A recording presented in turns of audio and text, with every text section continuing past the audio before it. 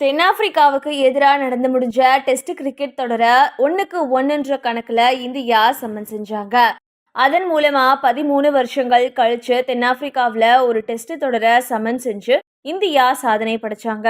முன்னதா இந்த தொடரோட முதல் போட்டியில இன்னிங்ஸ் தோல்வியை சந்திச்ச இந்தியா 2வது போட்டியில 7 விக்கெட் வித்தியாசத்துல அதிரடியான வெற்றி பெற்று கோப்பையை பகிர்ந்துகிட்டாங்க.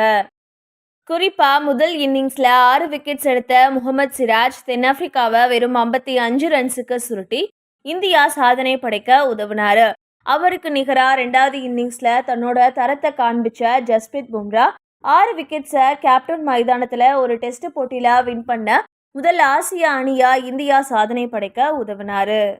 அதனால முதல் போட்டியில காயத்தால வெளியேறின முகமது ஷமி விளையாடியிருந்தா இந்தியா இந்நேரம் இந்த தொடரையே வின் பண்ணிருக்கும் அப்படின்றது ரசிகர்களோட ஆதங்கமா இருக்கு. ஏன்னா 2023 உலகக்கோப்பையில 24 விக்கெட்ஸை அள்ளின முகமது ஷமி இந்தியா ஃபைனல்ஸ் வரைக்கும் போறதுக்கு முக்கிய பங்காற்றி இப்போ நல்ல ஃபார்ம்ல இருக்காரு. இந்த நிலைமையில ஷமி, பும்ரா, சிராஜ் ஆகிய 3 உலகத்தரம் வாய்ந்த வேகப்பந்து வீச்சாளர்கள் ஒன்னா விளையாடினா உலகத்துல எந்த அணியையும் இந்தியாவால திணறடிக்க முடியும் அப்படின்னு ஜாம்பவான் ஜஹீர் கான் பாராட்டியிருக்காரு. இது பத்தி கிரிக்பஸ் இணையத்துல அவர் என்ன பேசியிருக்காருன்னா, முகமது ஷமி என்ன செய்வார் அப்படின்றத நம்ம பார்த்தோம். அவர் கம்மியான ஸ்ட்ரைக் ரேட்ல விக்கெட்ஸை எடுக்கக்கூடிய பவுலர்.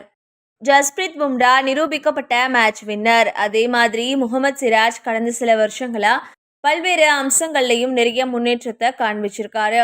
அதனால இந்த 3 பேரும் ஒன்னா விளையாடினா மைதானமும் சூழ்நிலையும் எதுவா இருந்தாலும் உலகத்தோட எந்த அணியையும் இந்திய அணியால திணறடிக்க முடியும்.